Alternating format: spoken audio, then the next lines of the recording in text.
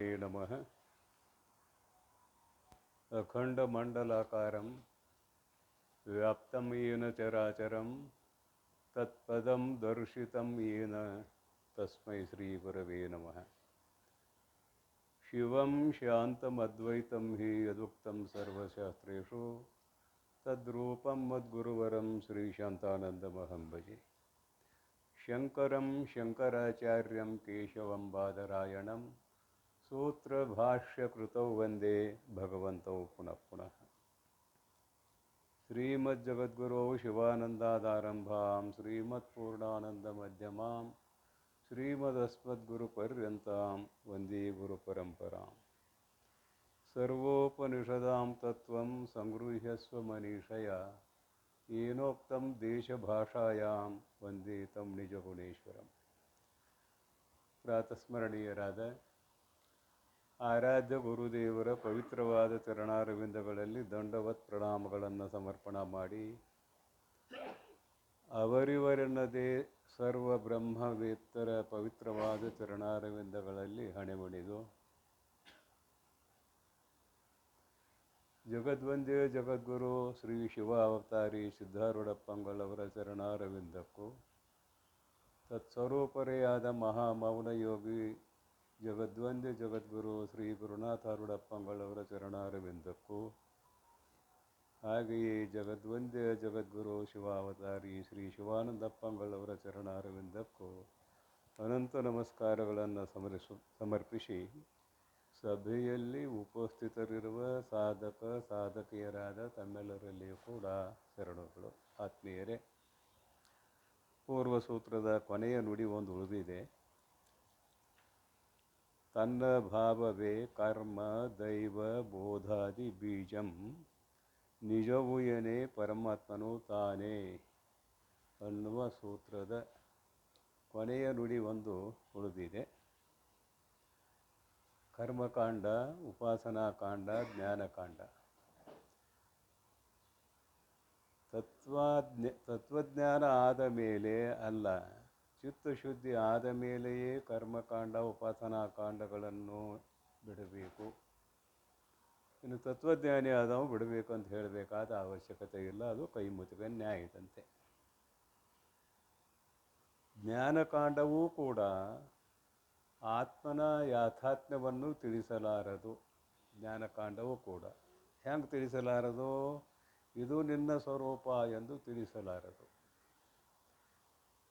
ಮತ್ತು ಎಲ್ಲ ಉಪನಿಷತ್ತುಗಳು ಆತ್ಮನನ್ನೇ ತಿಳಿಸುವುದಕ್ಕೆ ಹೊರಟಿವೆ, ಎಲ್ಲ ಶಾಸ್ತ್ರಗಳು ಆತ್ಮನನ್ನೇ ತಿಳಿಸುವುದಕ್ಕೆ ಹೊರಟಿವೆ ಅಂತ ಹೇಳುವವರು ನೀವೇ.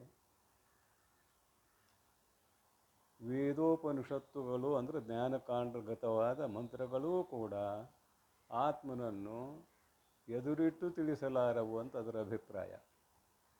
ಮತ್ತು ತಿಳಿಸ್ತಾವಂದ್ರೆ ಹೇಗೆ ಅಂತ ಕೇಳಿದರೆ, ಆತ್ಮನ ಸ್ವರೂಪವಲ್ಲದನ್ನು ನೇತಿಗಳೆಯುತ್ತ, ಅರ್ಥಾತ್ ಇದು ನೀನಲ್ಲ ನೀನಲ್ಲ ನೀನಲ್ಲ, ಇದು ನಿನಗೆ ಎದುರಿಗೆ ಕಾಣುವಂಥದ್ದು.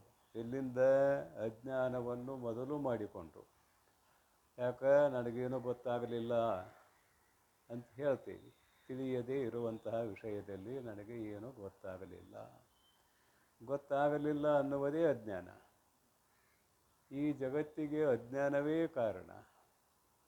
ಆತ್ಮನ ಸನ್ನಿಧಾನದಲ್ಲಿ ಅಜ್ಞಾನ, ಮಾಯೆ, ಅವಿದ್ಯೆ ಇತ್ಯಾದಿ ಶಬ್ದಗಳಿಂದ ಕರೆಯುತ್ತೇವೆ. ಆತ್ಮನ ಸನ್ನಿಧಾನದಲ್ಲಿ ಈ ಅಜ್ಞಾನವೇ ಜಗತ್ತಿಗೆ ಕಾರಣವಾಗಿದೆ. ಆದರೆ ಅದು ಜಡವಾದದ್ದು ಅಂತ ಇಟ್ಟುಕೊಂಡು ಏನು ಮಾಡಿದ್ದೇವೆ? ಮಾಯಾ ಶಬಲಿತ ಬ್ರಹ್ಮವೇ ಜಗತ್ತಿಗೆ ಕಾರಣ. ಅದು ಈಶ್ವರ ಅಂತ ಕರೆಸಿಕೊಡುತ್ತದೆ. ಮಾಯಾ ಶಬಲಿತ ಬ್ರಹ್ಮ ಈಶ್ವರ ಅಂತ ಕರೆಸಿಕೊಡುತ್ತದೆ. ಈ ಪೂರ್ವದಲ್ಲಿ ಅದೆಲ್ಲ ವ್ಯಾಖ್ಯಾನ ಆಗಿದೆ. ಅಜ್ಞಾನ ಏನು ಮಾಡಿದೆ ಅಂತ ಕೇಳಿದರೆ, ಈ ಶರೀರ ನಾನು ಅನ್ನುವ ಭಾವನೆಯನ್ನು ಉಂಟು ಮಾಡಿದೆ ಪ್ರತ್ಯಗಾತ್ಮ ಚೈತನ್ಯ ಸ್ವರೂಪನಾಗಿರುವ ಆತ್ಮನಿಗೆ. ಪ್ರತ್ಯಗಾತ್ಮ ಚೈತನ್ಯ ಸ್ವರೂಪನಾಗಿರುವ ಆತ್ಮನಿಗೆ ಅಂದರೆ ಇಲ್ಲಿ ಜೀವ ಚಿದಾಭಾಸ. ಚಿದಾಭಾಸ ಯಾವಾಗಾದಂದರೆ ಮೊದಲು ಕೂಟಸ್ಥ ಚೇತನ ತನ್ನ ಸ್ವರೂಪವನ್ನು ಮರೆತು ಯಾವಾಗ ಈ ಶರೀರಾದಿಗಳಲ್ಲಿ ನಾನು ಅಂತ ಭಾವನೆ ಮಾಡಿದ, ಇದುವೇ ಅಜ್ಞಾನ. ಈ ಅಜ್ಞಾನವನ್ನು ಮೊದಲು ಮಾಡಿಕೊಂಡು ಸ್ಥೂಲ ಶರೀರದ ಒಳಗೆ ಇರತಕ್ಕಂತಹ ಸೂಕ್ಷ್ಮ ಶರೀರ ಇನ್ನೊಂದು ಇದೆಯಲ್ಲ, ಕಾರಣ ಆಯಿತು, ಅದು ಅಜ್ಞಾನ, ಅವಿದ್ಯೆ ಆಯಿತು, ಕಾರಣ ಶರೀರ ಆಯಿತು. ಆ ಕಾರಣ ಶರೀರ ಅಂತ ಕರೆಯಿಸಿಕೊಳ್ಳುವ ಯಾವ ಅಜ್ಞಾನವಿದೆಯೋ ಅದರ ಕಾರ್ಯವೇ ಸೂಕ್ಷ್ಮ ಶರೀರ. ಮನ, ಬುದ್ಧಿ, ಚಿತ್ತು, ಅಹಂಕಾರ ಅದೆಲ್ಲ ಪಾಠ ಆದದ್ದು 19 ಕರ್ಣಗಳು ಅಂತ ಉಪನಿಷತ್ತು ಹೇಳ್ತದೆ. 17 ಅಂತ ಅದನ್ನು ಮನಬುದ್ಧಿಗಳಲ್ಲಿ ಚಿತ್ತು ಅಹಂಕಾರಗಳನ್ನು ಅಂತಃಪಾತಿ ಮಾಡಿ ಹೇಳುವ ವಾಡಿಕೆ ಸಾಗಿ ಬಂದಿದೆ. 17 ತತ್ವಾತ್ಮಕವಾದ ಸೂಕ್ಷ್ಮ ಶರೀರವನ್ನು ಕೂಡ ನೀನು ಅರಿಯುತ್ತಿ. ಯಾಕೆ? ನಿನ್ನ ಬುದ್ಧಿಯನ್ನು ನೀನು ಅರಿಯುತ್ತಿ, ನಿನ್ನ ಮನಸ್ಸನ್ನು ನೀನು ಅರಿಯುತ್ತಿ, ಹಾಗೆಯೇ ನಿನ್ನ ಇಂದ್ರಿಯಗಳನ್ನು ನೀನು ಅರಿಯುತ್ತಿ. ಪ್ರಾಣ, ಅಪಾನ, ಉದಾನ, ವ್ಯಾನ, ಸಮಾನ ಇವುಗಳನ್ನು ನೀನು ತಿಳಿಯುತ್ತಿ. ನೀನು ಯಾವುದನ್ನು ತಿಳಿಯುತ್ತೀಯೋ ಅದು ನಿನಗಿಂತಲೂ ಭಿನ್ನವಾಗಿರಲಿಕ್ಕೇ ಬೇಕು. ಹಾಗೆಯೇ ಸ್ಥೂಲ ಶರೀರ, ಕೈ, ಕಾಲು, ಕಣ್ಣು, ಕಿವಿ, ಮೂಗು, ಬಾಯಿ ಇವೆಲ್ಲವುಗಳನ್ನು ನೀನು ತಿಳಿಯುತ್ತಿ ಅಂದ ಮೇಲೆ ನೀನು ಚೇತನ ಸ್ವರೂಪ, ಇವು ಜಡ ಸ್ವರೂಪವಾದವುಗಳು, ಇವು ನಿನ್ನ ಸ್ವರೂಪ ಅಲ್ಲ ಅಂತ ನೇತಿಗಳಿದು. ಇಷ್ಟು ನೇತಿಗಳಿದಾಗ ಈ ಪಿಂಡಾಂಡದ ವಿಷಯ ಆಯಿತು, ಈ ಶರೀರದ ವಿಷಯ ಆಯಿತು. ಈ ಪಿಂಡಾಂಡದಂತೆಯೇ ಬ್ರಹ್ಮಾಂಡ. ಅದೆಲ್ಲವನ್ನು ಎದುರಿಟ್ಟು ನೋಡುವುದರಿಂದ, ಏನೋ ವಸ್ತು ತಗೊಳ್ರಿ, ಎದುರಿಟ್ಟು ನೋಡುವುದರಿಂದ ಅದೆಲ್ಲವೂ ನಿನ್ನ ಸ್ವರೂಪ ಅಲ್ಲ, ನಿನಗಿಂತಲೂ ಭಿನ್ನವಾಗಿರಲಿಕ್ಕೆ ಬೇಕು ಅಂತ ನೇತ್ಯಾತ್ಮಕ ದೃಷ್ಟಿಯಿಂದ ಶಾಸ್ತ್ರ ಆತ್ಮತತ್ವವನ್ನು ತಿಳಿಸುತ್ತದೆ. ಅಲ್ಲದೆ ಇದು ನಿನ್ನ ಸ್ವರೂಪ ಅಂತ ಎದುರಿಗೆ ಇಟ್ಟು ಆತ್ಮತತ್ವವನ್ನು ತಿಳಿಸುವ ತಾಕತ್ತ ಜ್ಞಾನಕಾಂಡಕ್ಕೂ ಇಲ್ಲ, ಜ್ಞಾನಕ್ಕೂ ಇಲ್ಲ. ನೇತ್ಯಾತ್ಮಕವೇ ಮುಖ್ಯ. ಮತ್ತು ಸರ್ವಂ ಖಲ್ವಿದಂ ಬ್ರಹ್ಮ ಅಂತ ಹೇಳ್ತೇವಲ್ಲ, ಸರ್ವಾತ್ಮಕ ಭಾವನೆ ಅಂತ ಒಂದಿದೆಯಲ್ಲ ಅಂತ ಕೇಳಿದರೆ, ಇಡೀ ಜಗತ್ತೇ ನಿನಗೆ ಬ್ರಹ್ಮಾಕಾರವಾಗಿ ಯಾವಾಗ ಕಾಣುತ್ತದೆಯೋ ಅದು ಸರ್ವಾತ್ಮಕ ಭಾವನೆ. ಇಡೀ ಜಗತ್ತು ಕಾಣಬೇಕು. ಇಡೀ ಜಗತ್ತೇನು ಕಾಣಬೇಕು? ಬ್ರಹ್ಮಾಕಾರವಾಗಿಯೇ ಕಾಣಬೇಕು. ಬ್ರಹ್ಮ ಬಿಟ್ಟು ಏನೂ ಅಲ್ಲಿ ಕಾಣಲೇಬಾರದು. ಕಾರಣ ದೃಷ್ಟಿಯಿಂದ ನೋಡ್ರಿ, ಎಲ್ಲವೂ ಬ್ರಹ್ಮವೇ. ಕಾರಣದ ದೃಷ್ಟಿಯಿಂದ. ಕಾರ್ಯದ ದೃಷ್ಟಿಯಿಂದ ನೋಡ್ತೀರಿ, ರೂಪ, ರಸ, ಗಂಧ, ಶಬ್ದ, ಸ್ಪರ್ಶ ಅಂತ ವಿಭಾಗ ಆಗ್ತಾ ಹೋಗ್ತದೆ. ಬಟ್ ಇಲ್ಲಿ ಶಾಸ್ತ್ರದ ಅಭಿಪ್ರಾಯ ಏನು, ಪ್ರಕೃತ ಶಾಸ್ತ್ರದ ಅಭಿಪ್ರಾಯ ಏನು ಅಂದರೆ, ಕರ್ಮಕಾಂಡ, ಉಪಾಸನಾ ಕಾಂಡಗಳು ಚಿತ್ತಶುದ್ಧಿಗೆ ಕಾರಣಗಳು ಅಲ್ಲದೆ ಆತ್ಮ ಸಾಕ್ಷಾತ್ಕಾರಕ್ಕೆ ಕಾರಣಗಳು ಅಲ್ಲ. ಜ್ಞಾನಕಾಂಡವು ಕೂಡ ನೈತ್ಯಾತ್ಮಕ ದೃಷ್ಟಿಯಿಂದ ಆತ್ಮ ಸಾಕ್ಷಾತ್ಕಾರಕ್ಕೆ ಕಾರಣಗಳು ಅಲ್ಲದೆ ನೇರವಾಗಿ ಆತ್ಮನನ್ನು ತಿಳಿಸಲಾರವು.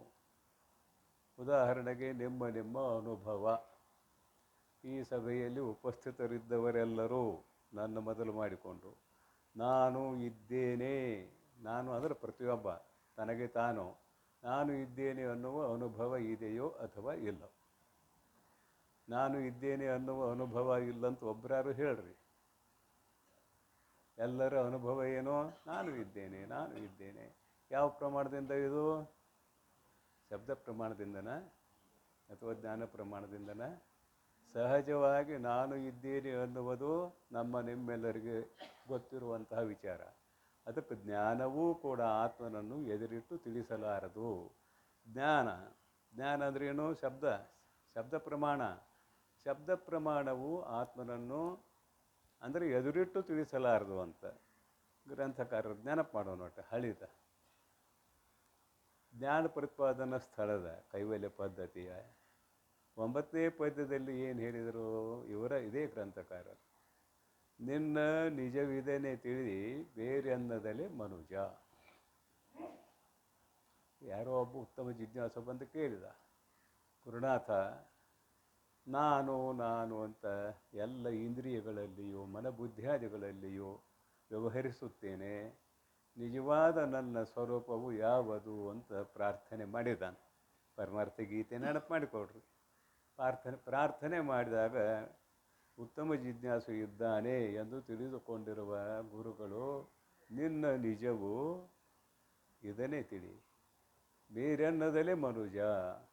ಎದುರಿಗೆ ಇಟ್ಟು ತಿಳಿಸ್ತಾರೇನೋ ಅನ್ನುವಂಥ ಶಬ್ದ ಪ್ರಯೋಗ ಅಲ್ಲಿ ಆಗಿದೆ. ಇದನ್ನೇ ತಿಳಿ, ನಿನ್ನ ನಿಜವು ಇದನ್ನೇ ತಿಳಿ. ಇದು ಅಂದರೆ ಯಾವುದು? ಇದು ಅಂದರೆ ಎದುರಿಗೆ ಇರಬೇಕಲ್ಲ. ಎದುರಿಗೆ ಇರುವುದಿಲ್ಲ.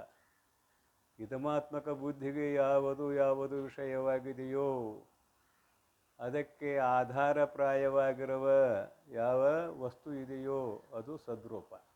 ಇದಮೆನಿಸುವುದು ಆವದು ಅದಕ್ಕೆ ತಾನು ಆಶ್ರಯ ಪದವಾಗಿ ಬಾಧೆ ಹೊಂದದ ತೋರುತಿಹ ಸತ್ಯ ನಿನ್ನ ನಿಜವು. ಏನು ಮಾಡಿದ್ರಿ ಇಲ್ಲೇ? ಇದಮಾತ್ಮಕ ಬುದ್ಧಿಗೆ ಗೋಚರವಾಗುವ ಜಗತ್ತಿಗೆ ಯಾವುದು ಆಶ್ರಯವಾಗಿದೆಯೋ ಅದು ಬಾಧೆ ಹೊಂದುವಂಥದ್ದಲ್ಲ. ಅಂದರೆ ತ್ರಿಕಾಲದಲ್ಲಿಯೂ ಇರುವಂಥದ್ದು. ಇದು ಸ್ಥೂಲ ಶರೀರ ಜಾಗ್ರದಲ್ಲಿ ಇದೆ, ಸ್ವಪ್ನದಲ್ಲಿ ಇಲ್ಲ. ಸೂಕ್ಷ್ಮ ಶರೀರ ಸ್ವಪ್ನದಲ್ಲಿದೆ, ನಿದ್ರೆಯಲ್ಲಿಲ್ಲ. ಕಾರಣ ಶರೀರ ನಿದ್ರೆಯಲ್ಲಿದೆ, ಜಾಗ್ರದಲ್ಲಿಲ್ಲ. ಇವು ಮೂರು ಪ್ರಪಂಚ ಇದರಲ್ಲಿ ಅಂತಪಾತಿಯಾಗಿದೆ. ಮೂರರಲ್ಲೇ ಇವು ಒಂದಿದ್ದಾಗ ಒಂದಿರುವುದಿಲ್ಲ. ಆದರೆ ಮೂರು ಅವಸ್ಥೆ ಬಂದು ಹೋಗುವಾಗಲೂ ಪರಮಾತ್ಮ ಅಥವಾ ನಮ್ಮ ನಿಮ್ಮೆಲ್ಲರ ಸ್ವರೂಪವಾಗಿರುವ ಆತ್ಮತತ್ವ ಇರುವಂಥದ್ದೇ. ಅದು ಯಾವಾಗಲೂ ಹೋಗೋದು ಅಲ್ಲ, ಬರುವುದೂ ಅಲ್ಲ. ಉದಾಹರಣೆಗೆ ಆಕಾಶದಂತೆ. ಆಕಾಶ ಯಾವಾಗಲೂ ಇರುವಂಥದ್ದೇ ತಿಳಿಸುವುದಕ್ಕಾಗಿ. ಯಥಾರ್ಥವಾಗಿ ಹೋದರೆ ಇದು ಕೂಡ ಇಲ್ಲದ್ದು, ಆಕಾಶವು ಕೂಡ ಇಲ್ಲದ್ದು. ಪರಂತು ತಿಳಿಸುವ ಸಲುವಾಗಿ ಆಕಾಶದಂತೆ ಯಾವುದು ಗಾಳಿ ಬರಲಿ, ಮಳೆ ಬರಲಿ, ಬಿಸಿಲು ಬರಲಿ ಅದಕ್ಕೆ ಸಂಬಂಧ ಇಲ್ಲ. ಮಳೆ ಬಂತು ಹೋಯಿತು, ಗಾಳಿ ಹೋಯಿತು, ಗಾಳಿ ಬಂತು, ಬಿಸಿಲು ಬಂತು, ಬಿಸಿಲು ಹೋಯಿತು, ವ್ಯವಹಾರ ಇದೆ. ಆದರೆ ಆಕಾಶ ಬಂತು, ಆಕಾಶ ಹೋಯಿತು ಅಂತ ವ್ಯವಹಾರ ಯಾರಾದರೂ ಮಾಡಿದರೆ ಏನು ಅಂದರೆ ಮಾಡಿಲ್ಲ. ಇದರಂತೆ ಆತ್ಮತತ್ವ ಹೋಗೋದು ಅಲ್ಲ, ಬರುವುದೂ ಅಲ್ಲ. ಮೂರು ಅವಸ್ಥೆಗಳು ಆತ್ಮತತ್ವಕ್ಕೆ ಬಂದು ಹೋಗುತ್ತವೆ ಅಂತ ಹೇಳುವುದೂ ಕೂಡ ಅಷ್ಟು ಹೊಂದಾಣಿಕೆ ಆಗುವಂಥದ್ದಲ್ಲ. ಅವಾಗ ಬಂದು ಹೋಗೋದಿಲ್ಲ, ಅವನ ಮೇಲೆ ದಾಟಿ ಹೋಗ್ತಾವಂತ ಅಷ್ಟೇ ಹೇಳಬೇಕು. ಚಿದಾಭಾಸನಾಗಿರುವ ಜೀವಾತ್ಮ ಮೂರು ಅವಸ್ಥೆಯಲ್ಲಿದ್ದಾನೆ. ಈ ಚಿದಾಭಾಸನ ಪ್ರತಿಬಿಂಬಾತ್ಮಕವಾಗಿರುವ ಜೀವಾತ್ಮನೇ ಮೂರು ಅವಸ್ಥೆಗಳಲ್ಲಿ ಇದ್ದಾನದ ಮೇಲೆ ಪ್ರತಿಬಿಂಬಕ್ಕೆ ಬಿಂಬಭೂತನಾಗಿರುವಂತಹ ಪ್ರತ್ಯಗಾತ್ಮ ಚೈತನ್ಯ ಸ್ವರೂಪನಾಗಿರುವಂತಹ ಆತ್ಮ ಯಾವಾಗಲೂ ಇರುವುದಿಲ್ಲ ಅಥವಾ ಯಾವಾಗಲೂ ಇರುತ್ತಾನೆ ಅಂತ ಹೇಳಬೇಕಾಗಿತ್ತು. ಏನಂದರೆ ಹೇಳಬೇಕಾಗಿಲ್ಲ. ಚಿದಾಭಾಸನೆ ಮೂರು ಅವಸ್ಥೆಗಳಲ್ಲಿ ಇರುತ್ತಾನೆ ಅಂದ ಮೇಲೆ ಆತ್ಮ ಶುದ್ಧಾತ್ಮ ಯಾವಾಗಲೂ ಇರುತ್ತಾನೆ ಅಂತ ಇದರ ಅರ್ಥ. ಅದಕ್ಕಾಗಿ ನಾನು ಇದ್ದೇನೆ ಅನ್ನುವ ಅನುಭವ ಯಾವ ಪ್ರಮಾಣದಿಂದ ಗೊತ್ತಾಗಿದೆ ಅಂದರೆ ನಿಮ್ಮ ಅನುಭವಕ್ಕೆ ನೀವೇ ವೇದ್ಯ, ಮತ್ತೇನೂ ಅಲ್ಲ. ಸ್ವಾನುಭೂತಿ ಕಮಾನಾಯ. ಹೀಗಾಗಿ ಜ್ಞಾನಕಾಂಡವೂ ಕೂಡ ಆತ್ಮತತ್ವವನ್ನು ಎದುರಿಟ್ಟು ತಿಳಿಸಲಾರದು ಎಂಬುವುದು ಇಲ್ಲಿಗೆ ತಿಳಿಯುವಂತಹ ವಿಚಾರ. ನೋಡೋಣ. ಇಂತೂ ಕಾಂಡತ್ರಯಾರ್ಥಂ ಉಪಾಸನಕಾಂಡ, ಕರ್ಮಕಾಂಡ, ಉಪಾಸನಕಾಂಡ, ಜ್ಞಾನಕಾಂಡ, ಮೂರು ಕಾಂಡಗಳು. ತಾನೇ ತನ್ನೊಳು ಓರಂತೆ ತನ್ನಿಂದ ಅರಿ ಎಂಬುದು ಈ ಮೂರು ಕಾಂಡದ ಅರ್ಥ ಏನು ಅಂತ ಕೇಳಿದರೆ ಬೆಳಗಿನ ಪ್ರವಚನದಲ್ಲಿ ಬಂದಿದೆ. ನಿನ್ನನ್ನು ನೀನು ತಿಳಿ ಅನ್ನುವುದೇ ಮುಖ್ಯವಾದ ಅರ್ಥ. ತಾನೇ ಇದು ಮೂರು ಕಾಂಡಗಳಿಂದ ಕೂಡಿದ್ದು. ತಾನೇ ತನ್ನನು ತಿಳಿಬೇಕಂತ ತನ್ನನು, ಬೇರೆಯವರು ಯಾರು ತಿಳಿಸುವುದಿಲ್ಲ ಇಲ್ಲಿ. ತಾನೇ ತನ್ನನು ಓರಂತೆ ಚೆನ್ನಾಗಿ ತನ್ನಿಂದ ಅರಿ ಎಂಬುದು. ತನ್ನಿಂದ ಅಂದರೆ ಇಲ್ಲಿ ಅನುಭವದಿಂದ ಅರಿ ಎಂಬುವುದು. ನಿನ್ನ ಅನುಭವದಿಂದ ನೀನು ನಿನ್ನನ್ನು ಅರಿ. ತನ್ನಿಂದ ಅರಿ ಎಂಬುದು ಕಾಂತೆ ಮೈತ್ರೇಯಿ ಭಾವಿಸು ಎಲೈ ಮೈತ್ರೇಯಿಯೇ ಭಾವಿಸು ಅಂದ್ರೆ ತಿಳಿದುಕೋ. ಕರ್ಮ ದೈವ ಜ್ಞಾನಂ. ಕರ್ಮವು ಕರ್ಮಕಾಂಡ, ಯಜ್ಞಯಾಗಾದಿಗಳನ್ನು ಹೇಳುವಂಥ ಕರ್ಮಕಾಂಡ. ದೇವತಾದಿ ಉಪಾಸನೆಗಳನ್ನು ಹೇಳ್ತಕ್ಕಂಥ ಉಪಾಸನಾಕಾಂಡ. ದೈವ ಅಂತ ಬರೆದಾರೆ ಅದಕ್ಕೆ. ಜ್ಞಾನಂ ಅಂದರೆ ಆತ್ಮನಲ್ಲದನ್ನು ನೀತಿಗಡಿಯುವಂತಹ ಜ್ಞಾನ. ತನಗಿಲ್ಲ ಅಂತ ಬರೀತಾರೆ ಇಲ್ಲಿ. ತನಗೆ ಇಲ್ಲ. ನಿತ್ಯ ಶುದ್ಧ ಬುದ್ಧ ಮುಕ್ತನಾಗಿರುವಂತಹ ಆತ್ಮನಿಗೆ ಇಲ್ಲ. ಇವು ಮೂರು ಇಲ್ಲ. ಮತ್ತು ಮೂರು ಏನು ಮಾಡ್ತಾವಂದರೆ ಎರಡಂತೂ ಚಿತ್ತಶುದ್ಧಿಗೆ ಕಾರಣ. ಕರ್ಮಕಾಂಡ, ಉಪಾಸನಾಕಾಂಡ. ಜ್ಞಾನಕಾಂಡ ಆತ್ಮನಲ್ಲದ್ದನ್ನು ಆಭಾಸವಾಗಿ ತೋರುವಂತಹ ಜಗತ್ತನ್ನು ನೀತಿಗಳೆಯುವಂಥದ್ದಷ್ಟೇ ಅದರ ಕೆಲಸ. ಹೀಗಾಗಿ ಇವು ಯಾವೂ ನನಗೆ ಇಲ್ಲ, ತನಗಿಲ್ಲವು. ಯಾಕೆ? ಅದ್ವಯನಾಗಿ. ಜ್ಞಾನದಿಂದ ಆತ್ಮ ತಿಳಿಸ್ಕೊಳ್ಳೋದಿಲ್ಲ, ಆತ್ಮನಿಂದಲೇ ಜ್ಞಾನೋತ್ಪತ್ತಿಯಾಗಿದೆ. ಏನು ಅರ್ಥ ಆಕೈತೆ ನೋಡ್ರಿ. ಜ್ಞಾನದಿಂದಲೇ ಆತ್ಮನ ಉತ್ಪತ್ತಿ ಆಗಿದೆ ಅಂದ್ರೆ ತಪ್ಪಾಗ್ತದ. ಜ್ಞಾನದಿಂದಲೇ ಆತ್ಮ ತಿಳಿಸಿಕೊಳ್ತಾನಂದ್ರೆ ತಪ್ಪಾಗ್ತದ. ಆತ್ಮನಿಂದಲೇ ಜ್ಞಾನದ ಉತ್ಪತ್ತಿ ಇದೆ, ಅರಿವು. ಅವನೇ ಪ್ರತಿಬಿಂಬಿತನಾದಾಗ ತಿಳಿಯಾಕ ದೃಷ್ಟಾಂತ ಮಾಡ್ತೇನೆ ತಿಳಿಯೋದಕ್ಕೆ ಬೇಕಾದ್ರೆ. ಏನು? ಸೂರ್ಯ ಪೂರ್ವ ದಿಕ್ಕಿನಲ್ಲಿ ಇದ್ದಾನೆ ಒಂದು 9 ಗಂಟೆ ಸಮಯಕ್ಕೆ ಅಂತ ಇಟ್ಟುಕೊಳ್ಳೋಣ ಉದಾಹರಣೆ. ಅದರಾಗೊಂದು ವಡಕ್ ಕನ್ನಡಿ ಅಥವಾ ಸುಲೋ ಕನ್ನಡಿ ಸೂರ್ಯನಿಗೆ ಎದುರಾಗಿ ಹಿಡಿದು ಸ್ವಲ್ಪ ಹಿಂಗೆ ಅಡ್ಡ ತಿರುವ್ರಿ, ಆ ಬೆಳಕು ಒಳಗಿರುವ ಕತ್ತಲೆಯನ್ನು ಬೆಳಗ್ತದೆ. ಯಾವುದು? ಕನ್ನಡಿಯಲ್ಲಿ ಬಿದ್ದಿರುವ ಸೂರ್ಯನ ಪ್ರತಿಬಿಂಬದ ಬೆಳಕು ಒಳಗಿರುವ ಕತ್ತಲೆಯನ್ನು ಬೆಳಗುತ್ತದೆ. ಸಣ್ಣ ಮಕ್ಕಳಿದ್ದಾಗ ಆಟ ಆಡಿರಬೇಕು, ಯಾರಾದರೂ ಆಡಿದವರು ಇದ್ದರೆ, ಇಲ್ಲ ಅಂದ್ರೆ ಇಲ್ಲ, ಆಟ ಆಡಿರ್ಬೋದು. ಅದನ್ನು ಸೂರ್ಯನ ಕಡೆ ಮುಖ ಮಾಡ್ರಿ, ಸೂರ್ಯನನ್ನು ಬೆಳಗಬಲ್ದೇನೋ? ಬೆಳಗುವುದಿಲ್ಲ. ಸೂರ್ಯನ ಬೆಳಕು ಬೆಳಗಲಿಕ್ಕೆ ಪ್ರತಿಬಿಂಬಕ್ಕೆ ತಾಕತ್ತಿದೆ ಏನಂದ್ರೆ ಇಲ್ಲ. ಆದರೆ ಪ್ರತಿಬಿಂಬ ಏನು ಮಾಡ್ತದೆ? ಸೂರ್ಯನಲ್ಲದೆ ಇರುವ ಕತ್ತಲೆ ಇರುವ ಜಾಗದಲ್ಲಿ, ಅಂದರೆ ಸೂರ್ಯನು ಇಲ್ಲದೆ ಇರುವ, ಅಂದರೆ ಸೂರ್ಯನ ಬೆಳಕು ಇಲ್ಲದೆ ಇರುವ ಕತ್ತಲೆಯ ಜಾಗಕ್ಕೆ ಸ್ವಲ್ಪ ತಿರುವಿ ಒಳಗಿನ ಕತ್ತಲೆಯನ್ನು ಬೆಳಗುತ್ತದೆ. ಪ್ರತಿಬಿಂಬವೇ ಬೆಳಗುವ ತಾಕತ್ತಿನಿಂದ ಕೂಡಿದೆ ಅಂದ ಮೇಲೆ ಬಿಂಬಭೂತವಾದ ಆತ್ಮನು ಕೇವಲ ಅರಿವಿನ ಗಟ್ಟಿ, ಅಂದರೆ ಜ್ಞಾನದ ಗಟ್ಟಿ ಅಂತ ಅದರ ಅಭಿಪ್ರಾಯ. ಸತ್ಯಂ ಜ್ಞಾನಂ ಅನಂತಂ ಬ್ರಹ್ಮ ಹೇಳಿ ಆಗೈತಿ, ಜ್ಞಾನದ ಗಟ್ಟಿ. ಅಂತಹ ಅರಿವಿನ ಅಥವಾ ಅರುವಿನ ಎರಡು ಶಬ್ದ ಇದೆ, ಅರಿವು ಅನ್ರಿ ಅರುವು ಅನ್ರಿ. ಅರಿವಿನ ಸ್ವರೂಪವಾಗಿರುವ ಆತ್ಮತತ್ವವನ್ನು ವೃತ್ತಾತ್ಮಕ ಜ್ಞಾನ ತಿಳಿಸಿಕೊಡಲಾರದು. ಯಾವ ಜ್ಞಾನ?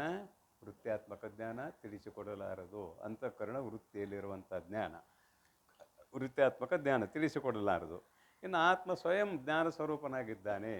ಆದುದರಿಂದ ಜ್ಞಾನ ಕಾಂಡವೂ ಕೂಡ ಆತ್ಮತತ್ವವನ್ನು ತಿಳಿಸಲಾರದು.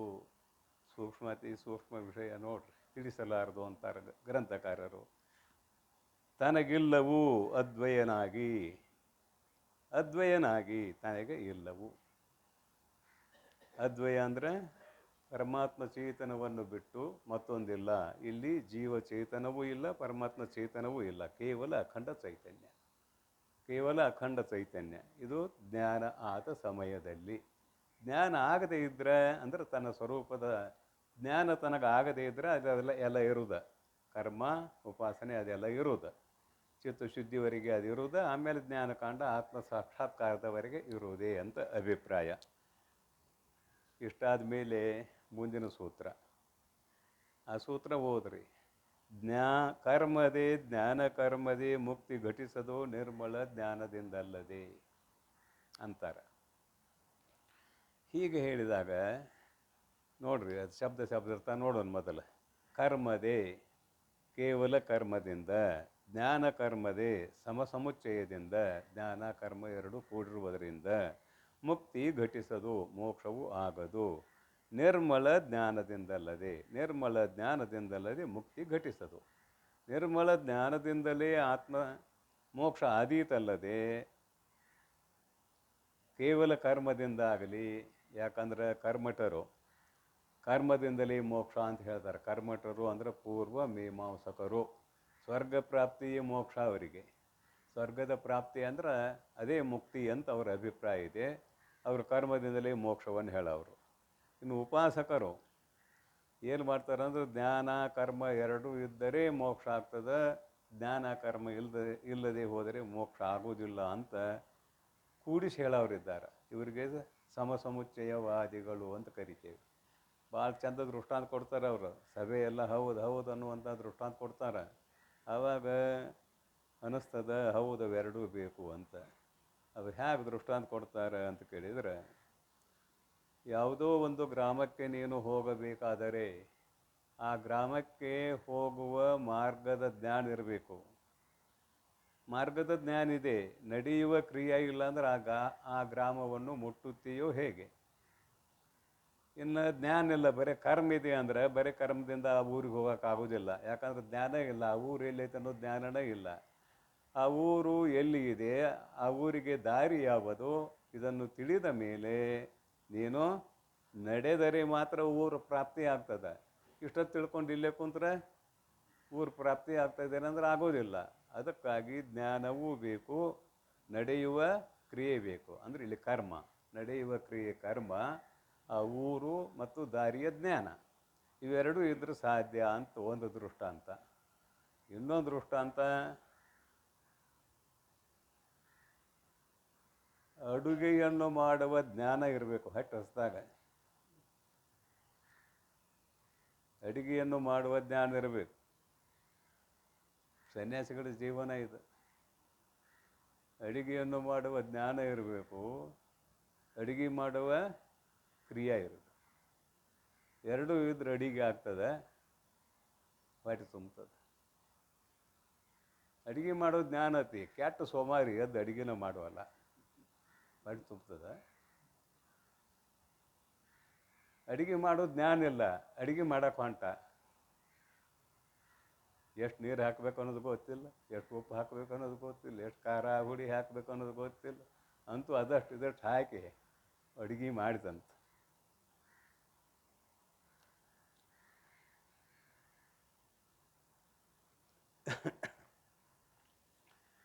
ಅಡುಗೆ ಮಾಡಿದರೆ ರುಚಿ ಆಗ್ತದೆ ಅಂತ ಕೇಳಿರಾಗೋದಿಲ್ಲ, ಅವಾಗ ಉಣ್ಣಕ್ಕಾಗೋದಿಲ್ಲ, ಆದರೆ ಎರಡೂ ಸರಿಯಾಗಿ ಇರಬೇಕು. ಅಡುಗೆ ಮಾಡೋ ಜ್ಞಾನ ಇರಬೇಕು, ಮಾಡುವ ಕ್ರಿಯೆ ಇರಬೇಕು, ಅಂದ್ರೆ ತೃಪ್ತಿ ಸಿಗುತ್ತದೆ ಅಂತ ಸಮುಚ್ಚಯವಾದಿಗಳ ದೃಷ್ಟಾಂತ ಇದೆ. ಪರಂತು ಆತ್ಮ ಅತೃಪ್ತ ಇದ್ದಾನಂದಂಗೆ ಆಯಿತು ಅವರ ಸಿದ್ಧಾಂತದ ಪ್ರಕಾರ. ಆತ್ಮ ಅತೃಪ್ತ ಇದ್ದಾನೆ, ಅವನಿಗೂ ಹಸಿವೆ ಇದೆ, ಅವನಿಗೂ ತೃಷೆ ಇದೆ ಅಂತ ಒಪ್ಕೋಬೇಕಾಯ್ತು. ಇಲ್ರಿ ದೃಷ್ಟಾಂತ ದಾರ್ಷ್ಟಾಂತ ಏಕದೇಶದಲ್ಲಿ ಇರ್ತತಿ, ಹಂಗೆ ಯಾಕೆ ಅರ್ಥ ಮಾಡ್ತೀರಿ ನೀವು? ಅವನಿಗೂ ಹಸಿವೆ ತೃಷೆ ಇರಬೇಕಂತ ಯಾಕೆ ಅರ್ಥ ಮಾಡ್ತೀರಿ? ಒಂದು ಫಲ ಸಿಗಬೇಕಾದ್ರೆ ಇಲ್ಲಿ ಜ್ಞಾನ ಕರ್ಮ ಎರಡೂ ಬೇಕು ಅನ್ನೋದು ನಮ್ಮ ಅಭಿಪ್ರಾಯ ಅಂತ ಅವ್ರ ಮಾತು ನಮಗೆ ಹೇಳ್ತಾರೆ. ಹೀಗೆ ಹೇಳಿದಾಗ ಅವ್ರಿಗೆ ಉತ್ತರ ಭಾಳ ಸುಂದರವಾಗಿ ಕೊಡಬೇಕಾಗ್ತದೆ. ಏನು ಕೊಡಬೇಕಾಗ್ತದಂದ್ರೆ, ಇನ್ನೊಂದನ್ನು ಪಡೆಯುವುದರಿಂದ ತೃಪ್ತಿ ಆಗ್ತದಂತ ನಿನ್ನ ಭಾವನೆ, ತನ್ನಲ್ಲಿ ಇದ್ದದ್ದೆಲ್ಲವನ್ನೂ ಬಿಡುವುದರಿಂದ ತೃಪ್ತಿ ಆಗ್ತದಂತ ನಮ್ಮ ಭಾವ. ಇದು ಒಳ್ಳೆ ಕಥೆ ಆಯ್ತಲ್ಲ. ಇದ್ದದನ್ನೆಲ್ಲ ಬಿಟ್ಟರೆ ತೃಪ್ತಿ ಆಗ್ತದೆ. ತೃಪ್ತಿ ಆಗಬೇಕಾದ್ರೆ ಕೂಡ ಹಾಕೋಬೇಕು. ಎಲ್ಲಿ ಸ್ವಾಮಿಗಳು ಇವರು ಏನು ಹೇಳಕತ್ತಾರು ಅಂದೀರಿ.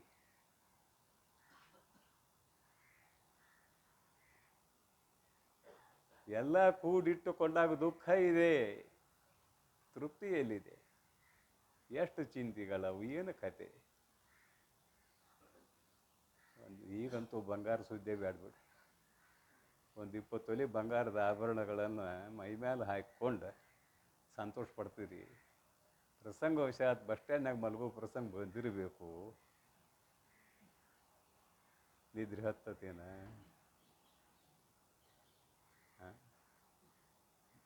ಬೆಳೆದನಕ ನಿದ್ರೆ ಹತ್ತೋದಿಲ್ಲ.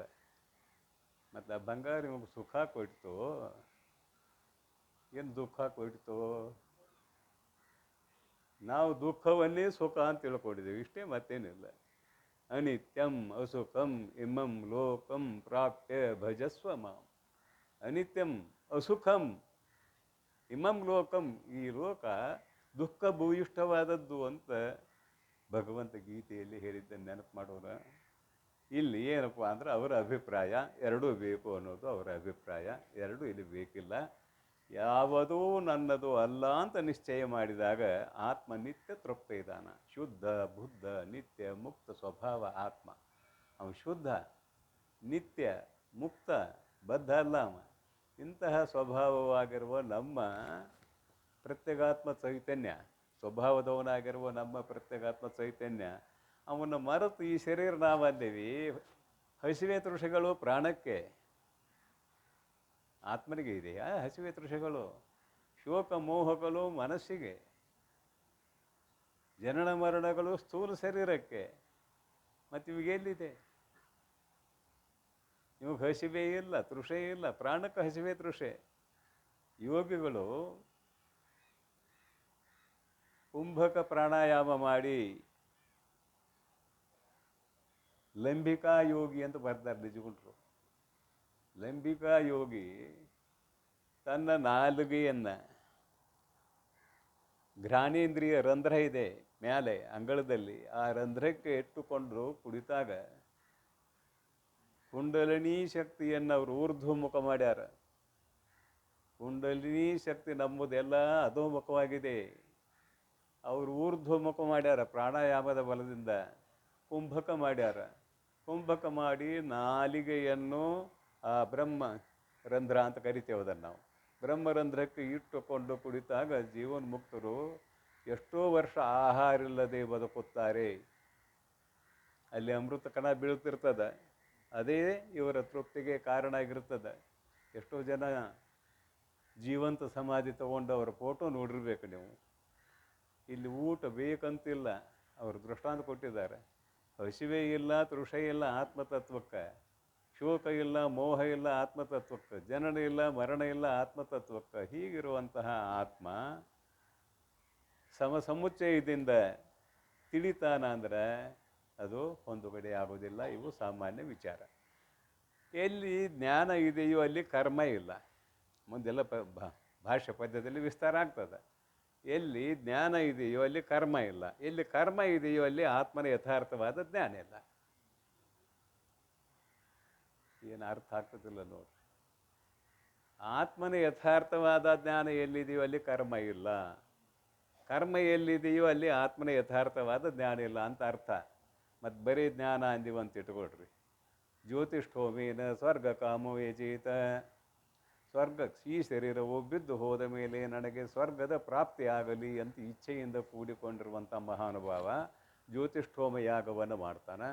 ಆ ಯಾಗದಿಂದ ಅಪೂರ್ವ ಅಂತ ಒಂದು ಪುಣ್ಯ ಉಂಟಾಗ್ತದೆ. ಆ ಪುಣ್ಯದ ಬಲದಿಂದ ಈ ಶರೀರ ಬಿದ್ದು ಹೋದ್ಮೇಲೆ ಅವನು ಸ್ವರ್ಗಕ್ಕೆ ಹೋಗುತ್ತಾನೆ ಅಂತ ಇದು ಕರ್ಮಕಾಂಡದ ವಿಷಯ. ಇಲ್ಲಿ ಜ್ಞಾನ ಐತಿಲ್ಲೋ ಅವಾಗ. ಯಜ್ಞ ಮಾಡೋದು ಜ್ಞಾನ ಐತಿ, ಸ್ವರ್ಗ ಅಂತದೊಂದು ಜ್ಞಾನ ಐತಿ, ಸ್ವರ್ಗಕ್ಕೆ ಹೋಗ್ತೇನೆ ಅನ್ನೋ ತಿಳುವಳಿಕೆ ಐತಿ. ಮತ್ತು ಜ್ಞಾನ ಇಲ್ಲ ಅಂತ ಹೆಂಗೆ ಅಂತೀರಿ? ಕರ್ಮ ಜ್ಞಾನ ಎರಡೂ ಇದಾವು ಅನ್ಲಿಕ್ಕೆ ಅವಕಾಶ ಇದೆ ಇಲ್ಲಿ. ಅದಕ್ಕಾಗಿ ಆತ್ಮನ ತನ್ನ ಸ್ವರೂಪದ ಯಥಾರ್ಥವಾದ ಜ್ಞಾನ ಯಾವನಿಗೆ ಆಗಿದೆಯೋ ಅಲ್ಲಿ ಕರ್ಮ ಇಲ್ಲ. ಯಾಕಿಲ್ಲ? ತಾನು ಬಿಟ್ಟು ಏನೂ ಇಲ್ಲ, ಕರ್ಮ ಇಲ್ಲ. ತಾನು ಬಿಟ್ಟು ಏನಾದರೂ ಇದ್ದರೆ ಕರ್ಮವನ್ನು ಮಾಡ್ಬೋದಾಗಿತ್ತು. ಸ್ವರ್ಗ ನರಕ ಯಾವಾರ ಇದ್ದರೆ ಕರ್ಮ ಮಾಡಬೇಕಾಗಿತ್ತು. ಸ್ವರ್ಗ ಇಲ್ಲ, ನರಕಿಲ್ಲ, ಅಲ್ಲಿ ಏನೂ ಇಲ್ಲವೇ ಇಲ್ಲ. ತನ್ನನ್ನು ಉಳಿದು ಏನೂ ಇಲ್ಲದೇ ಇರುವಾಗ ಕರ್ಮ ಹೆಂಗೆ ಮಾಡ್ತಾನೆವ? ಕರ್ಮ ಅಲ್ಲಿ ಇರ್ಲಿಕ್ಕೆ ಜಾಗ ಹೆಂಗಿದೆ ಅಂತ ಕೇಳಿದರೆ ಅಲ್ಲಿ ಸ್ಥಳ ಇಲ್ಲ. ಇನ್ನು ಕರ್ಮ ಮಾಡ್ತಾನಂದ್ರೆ ಆತ್ಮನ ಯಥಾರ್ಥವಾದ ಜ್ಞಾನ ಇಲ್ಲ. ತಪ್ಪು ತಿಳುವಳಿಕೆ. ಆತ್ಮನ ಯಥಾರ್ಥವಾದ ಜ್ಞಾನವೊಂದನ್ನು ಬಿಟ್ಟು ಉಳಿದದ್ದೆಲ್ಲವೂ ಅಜ್ಞಾನ. ಉಳಿದದ್ದೆಲ್ಲವೂ ಅಜ್ಞಾನ. ನಮ್ಮ ಲೋಕದ ವ್ಯವಹಾರವೆಲ್ಲವೂ ಅಜ್ಞಾನ ಪುರಸ್ಸರವಾಗಿಯೇ ಸಾಗಿದೆ. ಅಷ್ಟೇ ಯಾಕೆ ಈಗ ಹೇಳೋದು ಕೇಳೋದು ಕೂಡ ಅಜ್ಞಾನ ಮುಂದೆ ಇಟ್ಕೊಂಡು ನಡೆದದ. ಅಜ್ಞಾನ ಇದ್ದಾಗಲೇ ಇದೆಲ್ಲ ಹೇಳೋದು ಕೇಳೋದು. ಅಜ್ಞಾನ ಮುಂದಿಲ್ಲ ಅಂದರೆ ಹೇಳೋದು ಇಲ್ಲ, ಕೇಳೋದು ಇಲ್ಲ. ಕೇವಲ ಆತ್ಮತತ್ವ. ಅದಕ್ಕೆ ಯಾವ ಮಹಾನುಭಾವನಿಗೆ ತನ್ನ ಸ್ವರೂಪದ ಸಾಕ್ಷಾತ್ಕಾರವಾಗಿದೆಯೋ ಅಲ್ಲಿ ಕರ್ಮದ ಹೆಜ್ಜಿಲ್ಲ, ಕರ್ಮದ ನೆರಳಿಲ್ಲ, ಕರ್ಮ ಮಾಡುವಂಥದ್ದಿಲ್ಲ. ಅದಕ್ಕೆ ಯಾವನೋ ಕೇಳ್ಯಾನ ಸಮುಚ್ಚಯದಿಂದ ಮೋಕ್ಷ ಆಗ್ತದೆ, ಕೇವಲ ಜ್ಞಾನದಿಂದ ಮೋಕ್ಷ ಆಗೋದಿಲ್ಲ ಅಂತ ಯಾವನೋ ಕೇಳಿದಾನೆ. ಅದಕ್ಕೆ ಬರೀತಾರೆ ಕರ್ಮದೇ, ಕೇವಲ ಕರ್ಮದಿಂದ ಜ್ಞಾನ ಆಗೋದಿಲ್ಲ. ಜ್ಞಾನ ಕರ್ಮದೇ ಸಮುಚ್ಚಯ. ಕರ್ಮ ಜ್ಞಾನ ಎರಡೂ ಕೂಡುವುದರಿಂದಲೂ ಆಗುವುದಿಲ್ಲ. ಏನಾಗೋದಿಲ್ಲ? ಮುಕ್ತಿ ಆಗೋದಿಲ್ಲ. ಮುಕ್ತಿ ಘಟಿಸೋದು. ಮತ್ತು ಯಾವುದರಿಂದ ಆಗ್ತದೋ ಅಂತ ಕೇಳಿದರೆ ನಿರ್ಮಲ ಜ್ಞಾನದಿಂದ ಅಲ್ಲದೆ ಕರ್ಮೋಪಾಸನೆಗಳಿಂದಾಗಲಿ ಸಮುಚ್ಚಯದಿಂದಾಗಲಿ ಮೋಕ್ಷ ಆಗುವುದಿಲ್ಲ. ಇವೆಲ್ಲ ತಿಳಿಸುವ ಶಬ್ದ ರೀ. ಮೋಕ್ಷ ಆಗುವುದಿಲ್ಲ ಹಂಗಾರೆ ಮೋಕ್ಷ ಆಗ್ತದಂತಾಯಿತು. ಯಾವುದರಿಂದ? ಜ್ಞಾನದಿಂದ. ಮೋಕ್ಷ ಆಗ್ತದಂತಾಯಿತು. ಆಗ್ತತೆ ಅಂದ್ರೆ ಹೋಗ್ತತಿ. ತಿಳಿಸುವ ಶಬ್ದ. ತಿಳಿಸುವ ಶಬ್ದವನ್ನು ನೀವು ವಾಚ್ಯಾರ್ಥದಲ್ಲಿ ಬಳಸಬಾರ್ದು, ಲಕ್ಷ್ಯಾರ್ಥ ಮಾಡಬೇಕು. ಲಕ್ಷ್ಯಾರ್ಥ ಮಾಡಬೇಕು. ನಿಮ್ಮ ವ್ಯವಹಾರ ಎಲ್ಲ ಲಕ್ಷ್ಯಾರ್ಥದಲ್ಲಿ 90% ಐತಿ. ಲೋಕದ ವ್ಯವಹಾರ ಎಲ್ಲ 90% ಐತಿ ಲಕ್ಷ್ಯಾರ್ಥ. ಉದಾಹರಣೆಗೆ ಎಲ್ಲೋ ಹೊರಟಿದ್ದೀರಿ, ಆದರೆ ಆ ಗಮ್ಯಸ್ಥಾನದ ದಾರಿ ಪಕ್ಕ ಗೊತ್ತಿಲ್ಲ, ಕೇಳ್ಕೊತ ಹೋಗೋಣ ಅಂತ ಕೇಳ್ಕೊತ ಹೊಂಟಿದ್ದೀರಿ. ಹೋಗುವಾಗ ಎಲ್ಲೋ ಒಬ್ಬರನ್ನು ಕೇಳ್ತೀರಿ, ಈ ದಾರಿ ಇಂಥ ಊರಿಗೆ ಹೋಗ್ತತೇನಪ್ಪ ಅಂತೀರಿ, ಹೋಗ್ತತಿ ಹೋಗ್ರಿ ಅಂತ ಅವಂತ.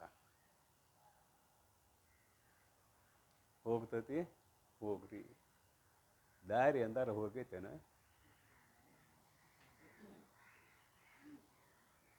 ಮತ್ತು ಹೋಗಿಲ್ಲ. ಅವೇನು ಹೇಳಿದ, ಹೋಗ್ತೈತಿ ಹೋಗ್ರಿ ಅಂದ. ಅಂದ್ರೆ ನೀವು ತಿಳ್ಕೊಂಡ್ರಿ ಈ ದಾರಿ ಹಿಡ್ದವಾದ್ರೆ ಆ ಊರಿಗೆ ಮುಟ್ತೇವಿ ಅಂತ ತಿಳ್ಕೊಂಡ್ರಿ. ಇದು ಲೋಕಾರೂಢಿ ಐತಿಲ್ಲ ಇದು. ಎಲ್ಲ ಲಕ್ಷಾರ್ಥ ಲೋಕದಲ್ಲಿ ಭಾಳ ಲಕ್ಷಾರ್ಥತಿ, ವಾಚ್ಯಾರ್ಥ ಇಲ್ಲ. ಅದಕ್ಕಾಗಿ ಇಲ್ಲಿ ನೀವು ವಾಚ್ಯಾರ್ಥ ಮಾಡಬೇಡ್ರಿ, ಅರ್ಥ ಲಕ್ಷಾರ್ಥವನ್ನು ಮಾಡಬೇಕು. ಮೋಕ್ಷವು ಆಗುತ್ತದೆ ಅಂದರೆ ಜಗತ್ತು ಇಲ್ಲದಂತೆ ಇವನ ಅನುಭವಕ್ಕೆ ಬರುತ್ತದೆ. ಜಗತ್ತಿನ ಮಿಥ್ಯಾತ್ವ ನಿಶ್ಚಯವೇ ಮೋಕ್ಷ. ಮತ್ತೇನು ಮೋಕ್ಷ ಮೋಕ್ಷ ಅಂದ್ರೆ ಅಲ್ಲ. ಜಗತ್ತು ಕಾಣಲಿ, ಯಾರು ಬೇಡಂತಾರೆ, ಅದ್ರ ಮಿಥ್ಯೆ ಅಂತ ನಿಶ್ಚಯ ಮಾಡು. ಇದು ನನ್ನದಲ್ಲ ಅಂತ ನಿಶ್ಚಯ ಮಾಡು. ಇದಕ್ಕೆ ಇರುವಿಕೆ ಇಲ್ಲ ಅಂತ ನಿಶ್ಚಯ ಮಾಡು. ತೋರ್ತದಷ್ಟೆ, ತೋರ್ತದೆ, ಇರುವಿಕೆ ಇಲ್ಲ ಅನ್ನೋದಕ್ಕೆ ಸಾಕಷ್ಟು ಸಲ ದೃಷ್ಟಾಂತ ಕೊಟ್ಟು ಹೇಳಿ ಆಗೈತಿ. ಅದನ್ನು ನೆನಪು ಮಾಡಿಕೊಡ್ರಿ. ಇಲ್ಲಿ ಆತ್ಮತತ್ವ ಇರುವುದು, ಇಲ್ಲದೆ ಇರುವುದು, ಕೇವಲ ತೋರುವುದು ಜಗತ್ತು. ಈ ನಿಶ್ಚಯ ಏನು ಮಾಡ್ತೇವಲ್ಲ, ಇದುವೇ ನಿಜವಾದ ಮೋಕ್ಷ. ಆಗೋದಲ್ಲ, ಆಗತದ ಅಂದ್ರೆ ಹೋಗ್ತದೆ. ಅದಕ್ಕಾಗಿ ತಿಳಿಸುವ ದೃಷ್ಟಿಯಿಂದ ನಿರ್ಮಲ ಜ್ಞಾನದಿಂದಲೇ ಮೋಕ್ಷ ಆಗ್ತದೆ ಅಂತ ಹೇಳಿದರು. ಇವು ತಿಳಿಸುವ ದೃಷ್ಟಿ ಅನ್ನುವುದನ್ನು ಇಲ್ಲಿ ಜೋಡಿಸಿಕೊಳ್ಳೋಣ. ಭಾಷ್ಯ ಪದ್ಯ ನೋಡೋಣ. ನಟ ಈ ತನು ತಾನು ಎಂದೊಡೆ ಆತಂಗೆ ವಿಧಿ ಕರ್ಮ ಕರ್ಮವು ಈತನು ತಾನಲ್ಲವು ಇದು ಮಿಥ್ಯೆ ಏತರಿಂದಂ ಎಂದು ಅನುಭವದಿಂದ ಕಂಡಾತನು ಮಾಳ್ಕುಮೆ ಕ್ರಿಯೆಗಳ ಪದಚ್ಛೇದ ಆಯ್ತೀಗ. ಅದನ್ವಯ ಹೆಂಗೆ ಆಕೈತೆ ನೋಡೋಣ ಮುಂದೆ ಹೇಳ್ತಾ. ಈತನು, ಈತನು ಅಂದ್ರೆ ಈ ಶರೀರವು, ತನು ಅಂದ್ರೆ ಶರೀರ. ಈತನು ತಾನು ಎಂದೊಡೆ, ಈ ಶರೀರವೇ ನಾನು ಅಂತ ಅಂಗೀಕಾರ ಮಾಡಿದರೆ ಎಂದೊಡೆ ಆತಂಗೆ ಅವನಿಗೆ ವಿಧಿ, ಇಂಥದ್ದು ಮಾಡು, ಇಂಥದ್ದು ಬಿಡು, ಇಂಥ ಕರ್ಮ ಮಾಡು, ಇಂಥ ಕರ್ಮ ಮಾಡಬೇಡ ಅಂತ ಹೇಳಬೇಕಾಗ್ತದೆ.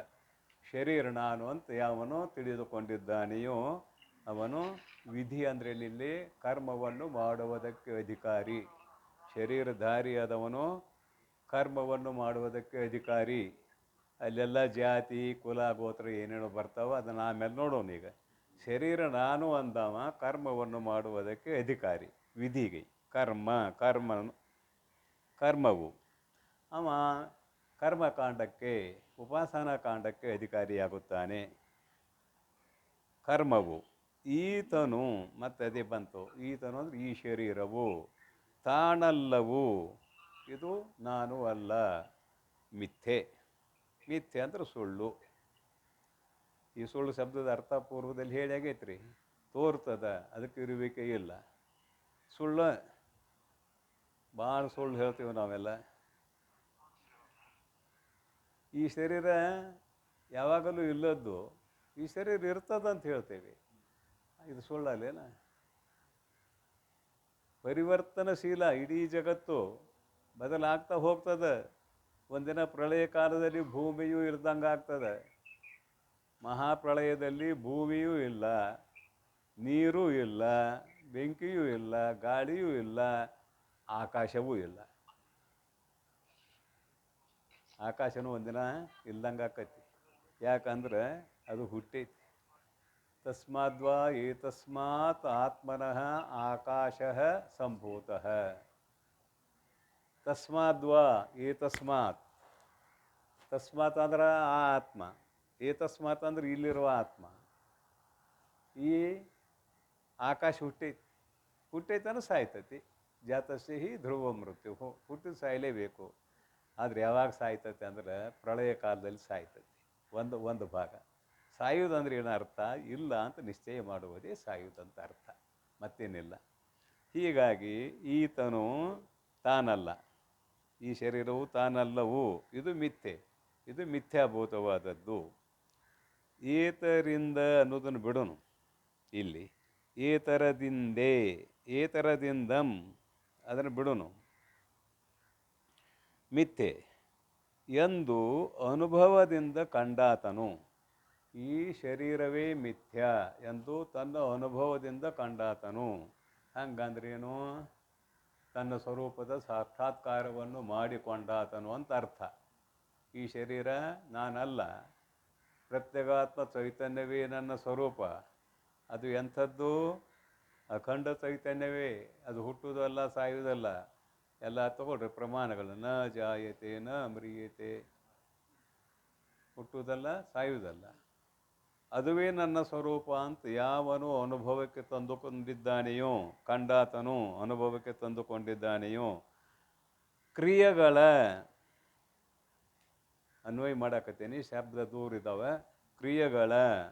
ಕ್ರಿಯೆಗಳನ್ನು ಏತರದಿಂದಂ ಯಾವ ರೀತಿಯಿಂದ ಮಾಡ್ಕೊಮೆ ಮಾಡಿಯಾನು. ಇಲ್ಲೊಂದಷ್ಟು ಶಬ್ದಗಳು ದೂರಾನ್ವಯ ಹೊಂತವು. ಅವನು ಹೊಂದಿಸ್ಕೊಂಡಾಗನ ಅದು ಹೊಂತದ್ದು, ಇಲ್ಲದ್ರೆ ಹೊಂದೋದಿಲ್ಲ. ಅದಕ್ಕಾಗಿ ಪುಸ್ತಕ ಇಟ್ಟುಕೊಂಡವರು ಮತ್ತೊಮ್ಮೆ ಕೇಳ್ರಿ. ತನ್ನ ಅನುಭವದಿಂದ ತನ್ನನ್ನು ಕಂಡಾತನು. ಈ ಥರದಿಂದ ಯಾವುದರಿಂದ ಏನಿದೆ ಅಂತ ತಿಳ್ಕೊಂಡ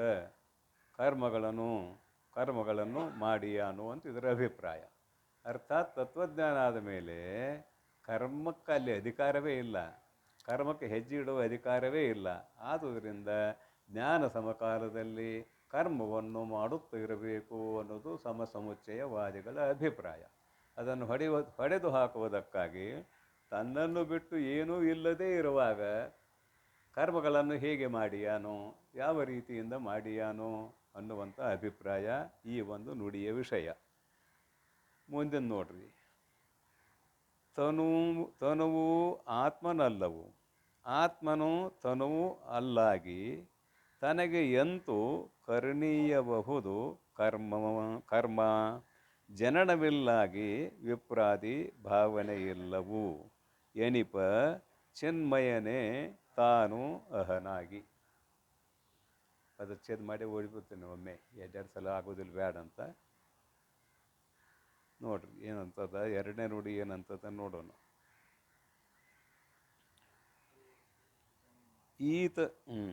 ತನಗಂತೂ ಕರ್ಣೀಯ ಕರ್ಮ. ತನುವು ಆತ್ಮನಲ್ಲ. ತನು ಅಂದರೆ ಶರೀರ. ಈ ಶರೀರ ಆತ್ಮ ಅಲ್ಲ, ಇದು ಹುಟ್ಟೈತಿ. ಆತ್ಮ ಹುಟ್ಟುವುದಿಲ್ಲ, ಇದು ಸಾವಯವ.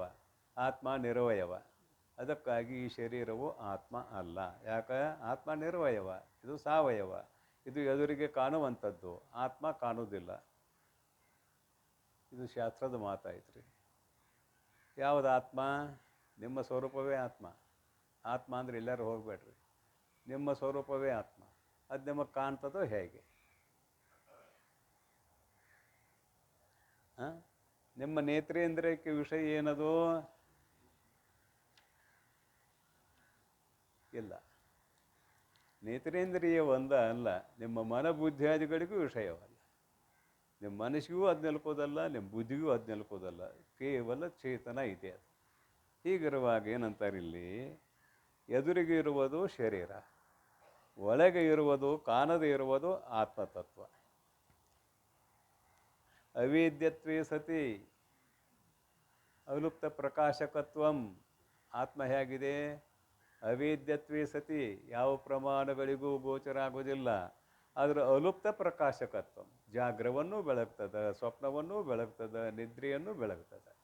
ಅಲುಪ್ತ ಪ್ರಕಾಶಕತ್ವ. ಅಂತಹ ನಮ್ಮ ನಿಮ್ಮೆಲ್ಲರ ಸ್ವರೂಪವಾಗಿರುವ ಆತ್ಮವು ಈ ಶರೀರವೂ ಅಲ್ಲ ಅಂತಾರೆ. ತನುವು ಆತ್ಮನಲ್ಲವು. ಆತ್ಮನು ತನುವೂ ಅಲ್ಲ, ಈ ಶರೀರ ಅಲ್ಲ. ಆತ್ಮ ಶರೀರ ಅಲ್ಲ, ಅಲ್ಲವಾಗಿ ತನಗೆ ಎಂತೂ ಕರ್ಣೀಯವು ಅಹುದು ಕರ್ಮ ತನಗೆ ಎಂತೂ ಕರ್ಣೀಯಬಹುದು. ಕರ್ಮವನ್ನು ಅವನು ಯಾವ ರೀತಿಯಿಂದ ಮಾಡಿಯಾನು? ಯಾಕಂದ್ರೆ ಮುಂದೆ ಬರೀತಾರೆ, ಅದನ್ನು ವಿವರಣೆ ಮಾಡ್ತಾರೆ. ಇದು ಸಂಕ್ಷಿಪ್ತ. ಏನು ಬರೀತಾರೆ ನೋಡೋಣ. ಜನನವಿಲ್ಲಾಗಿ, ನಮ್ಮ ನಿಮ್ಮೆಲ್ಲರ ಸ್ವರೂಪವಾಗಿರುವ ಆತ್ಮತತ್ವಕ್ಕೆ ಜನನವಿಲ್ಲಾಗಿ ಹುಟ್ಟುವಿಕೆ ಇಲ್ಲ. ಆತ್ಮತತ್ವ ಹುಟ್ಟುವುದಿಲ್ಲ, ಶರೀರ ಹುಟ್ಟುತ್ತದೆ.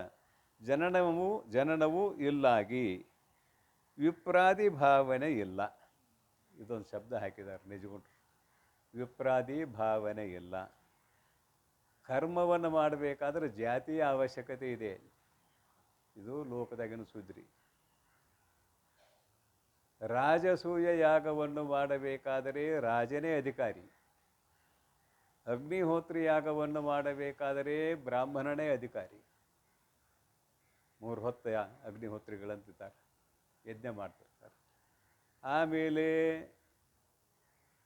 ಗೃಹಸ್ಥನಾಗಿರಬೇಕು, ಜಾತ ಪುತ್ರನಾಗಿರಬೇಕು, ಮಗನನ್ನು ಹಡೆದಿರಬೇಕು, ತಲೆಯಾಗಿನ ಕೂದಲ ಒಂದು ಬೆಳಗಾಗಿರಬಾರ್ದು, ಅಂಗವೈಕಲ್ಯ ಇರಬಾರದು, ಅಂಗಹೀನನಾಗಿರಬಾರ್ದು. ಅವನು ಯಜ್ಞವನ್ನು ಅಂದರೆ ಕರ್ಮವನ್ನು ಮಾಡುವುದಕ್ಕೆ ಅಧಿಕಾರಿ. ಆತ್ಮತತ್ವಕ್ಕೆ ಸ್ಥೂಲ ಶರೀರವೇ ಇಲ್ಲ, ಕೂದಲು ಬೆಳಗಾಗೋದು ಎಲ್ಲಿ ಬಂತು? ಆತ್ಮತತ್ವವನ್ನು ಬಿಟ್ಟು ಇನ್ನೊಂದಿಲ್ಲ. ಇಲ್ಲಿ ಗಂಡ ಹೆಂಡತಿ ಎಲ್ಲಿದ್ದಾರೆ? ಗೃಹಸ್ಥ ಎಲ್ಲಿ ಆಗ್ತಾನೆ? ಗೃಹಸ್ಥ ಇಲ್ಲ. ಇವು ಹುಟ್ಟೇ ಇಲ್ಲ. ಬ್ರಾಹ್ಮಣ ಅಲ್ಲ, ಕ್ಷತ್ರಿಯ ಅಲ್ಲ, ವೈಶ್ಯ ಅಲ್ಲ, ಶೂದ್ರ ಅಲ್ಲ, ಏನೂ ಅಲ್ಲ. ಹೀಗಿರುವಾಗ ಯಾವ ಅಭಿಪ್ರಾಯದಿಂದ ಕರ್ಮವನ್ನು ಮಾಡಬಲ್ಲ? ಆತ್ಮ ಯಾವ ಅಭಿಪ್ರಾಯದಿಂದಲೂ ಕರ್ಮವನ್ನು ಮಾಡಲಾರ. ಅದಕ್ಕಾಗಿ ಜನನವಿಲ್ಲಾಗಿ ವಿಪ್ರಾದಿ ಆದಿ ಶಬ್ದದಿಂದ ಉಳಿದದ್ದೆಲ್ಲ ಹೇಳಿದೆನ್ನ. ವಿಪ್ರಾದಿ ಭಾವನೆ ಇಲ್ಲವು ಎನಿಪ ಅಂದರೆ ಇವ್ಯಾವೂ ಆತ್ಮತತ್ವದಲ್ಲಿ ಇಲ್ಲ ಎಂದು ಹೇಳಿಸಿಕೊಳ್ಳುವ ಚಿನ್ಮಯನೇ ತಾನಹನಾಗಿ, ತಾನು ಅಹನು ಆಗಿ, ಕೇವಲ ಅಖಂಡ ಚೈತನ್ಯವೇ ತಾನು ಆಗಿ. ಚಿನ್ಮಯ ಚಿನ್ಮಯ ಕೇವಲ ಅಖಂಡ ಚೈತನ್ಯವು ತಾನಾಗಿ ಇರುವುದರಿಂದ ಕರ್ಮವನ್ನು ಯಾವ ರೀತಿಯಿಂದ ಮಾಡಲಿಕ್ಕೆ ಅಧಿಕಾರಿಯಾದಾನು ಅಂದ್ರೆ ಅವ ಏನು ಹೇಳ್ಯಾನ? ಜ್ಞಾನ ಮತ್ತು ಕರ್ಮ ಸಮುಚ್ಚಯ ಅಂತ ಹೇಳ್ಯಾನ. ಜ್ಞಾನ ಆದಾಗ ಇವನು ಸ್ವರೂಪ ಏನಾಗೈತಿ ಅಂತ ಕೇಳಿದರೆ ಅಖಂಡ ಚೈತನ್ಯವೇ ನಾನು ಅಂತ ತಿಳ್ಕೊಂಡಿದ್ದಾನೆ. ಅದಕ್ಕಾಗಿ ಇಲ್ಲಿ ಕರ್ಮಕ್ಕೆ ಜಾಗ ಇದೆಯೇನು ಅಂತ ಕೇಳಿದರೆ ಸ್ಥಳ ಇಲ್ಲ ಅಂತ ಇದರ ಅಭಿಪ್ರಾಯ. ಸಮುಚ್ಚಯವಾದ ಎಂದೆಂದು ಹೊಂದುವುದಿಲ್ಲ. ಮುಂದಿನ ನುಡಿ ನೋಡೋಣ. ಒಡಲಿಂದ ಕರ್ಮವನು ಎಡವಿಡದೆ ಎಸಗಲ್ಕೆ. ಈ ನುಡಿ ಯಾಕೆ ಬಂತ ಅನ್ನೋದು ನೋಡೋಣ. ಎಸಗಲ್ಕೆ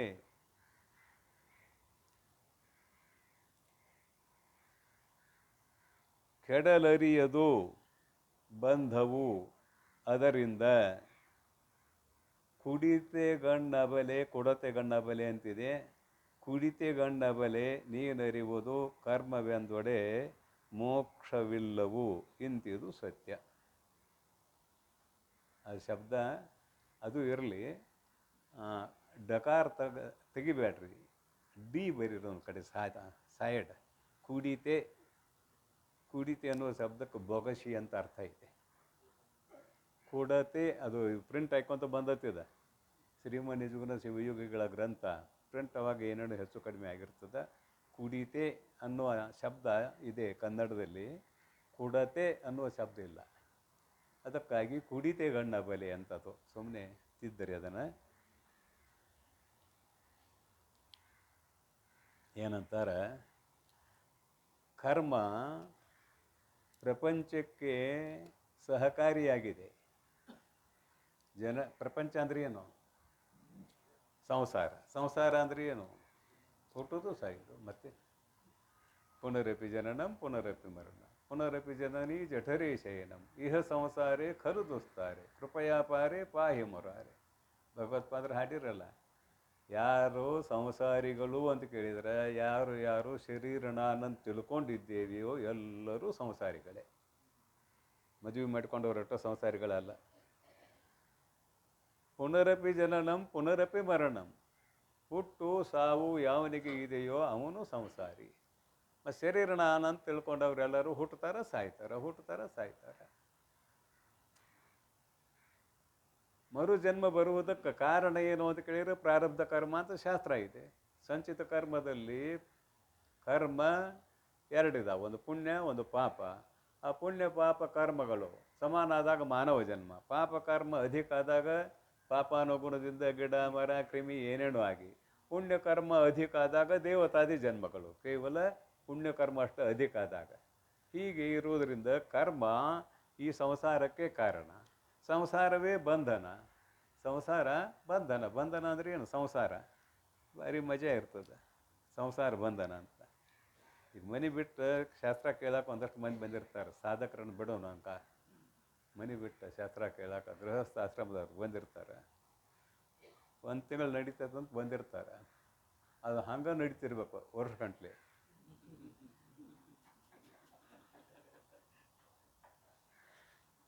ಇಲ್ಲೇ ಇರ್ತಾರೋ, ಹಗ್ಗ ಹಾಸಿ ಬಿಟ್ಟಿರ್ತಾರೆ ಇವರಿಗೆ. ಒಂದು ತಿಂಗಳು ಮುಗಿದು ಕೂಡಲೇ ಬರಬೇಕಂತ. ಆ ಹಾಗೆ ಎಳಿತೈತಿ ತಿಂಗಳ ಆದ ಕೂಡಲೇ ಹಾಗೆ ಎಳಿತೈತಿ. ನಡಿಯಪ್ಪ ಮರ ಯಾಕೋ ಮುಗಿಯೋ ಕಾಣೋದಿಲ್ಲ, ಮತ್ತೊಂದು ಬರೋಣ. ಇದು ಸಂಸಾರ, ಮತ್ತೇನು ಸಂಸಾರ. ಕಟ್ಟಿ ಹಾಕೈತೆ ಅಂತ ಬಂಧನ. ಹಗ್ಗ ಹಚ್ಚೇ ಬಿಟ್ಟಿರ್ತಾರೆ, ಬಂಧನ. ನಮ್ಮ ಅಪ್ಪಗಳು ಒಂದು ಕತೆ ಹೇಳ್ತಿದ್ರು, ಹೇಳ್ತೇನೆ ನಾನು, ಸುಮ್ಮನೆ ನೆನಪಾಗೈತೆ, ನವಿರೇಟ್. ಪರಮ ತತ್ವಜ್ಞಾನಿ, ಸಂಚಾರ, ಯಾವಾಗಲೂ ಸಂಚಾರಿ. ಅನಿಕೇತ ಸ್ಥಿರಮತಿ. ಅನಿಕೇತನ ಮನೆ ಇಲ್ಲ, ಸಂಚಾರದಾಗ ಇರುವಂಥ ಪರಮ ತತ್ವಜ್ಞಾನಿ. ಅಲ್ಲಲ್ಲೇ ಅಲ್ಲಲ್ಲೇ ಅಲ್ಲಲ್ಲೇ ಊರು ಅಡ್ಡಾಡ್ತಾ ತನ್ನ ಅನುಭವವನ್ನು ಅವ್ರಿಗೆ ಹೇಳ್ತಾ ಸಂಚಾರಿ. ಅದ್ರಾಗ ಊರಾಗ ಯಾರು ಆಸ್ತಿಕರು ಇರ್ತಾರೆ, ಅನುಕೂಲಸ್ಥರು ಇರ್ತಾರೆ, ಅಂಥವರು ಮಹಾತ್ಮರನ್ನು ಕರೆದ ಸ್ವಲ್ಪ ಆಶ್ರಯ ಕೊಡೋದು ಸಹಜವಾಗಿ ನಮ್ಮ ಭಾರತದಲ್ಲಿ ಇರುವಂಥದ್ದು. ಅವ ವರ್ಷ ಸಂಚಾರದಲ್ಲಿರುವಂಥ ಮಹಾನುಭಾವ. ಅದೊಂದು ಶ್ರೀಮಂತರ ಮನೆ. ವರ್ಷ ಅವ್ರು ಸೇವೆ ಮಾಡ್ತಿದ್ರು.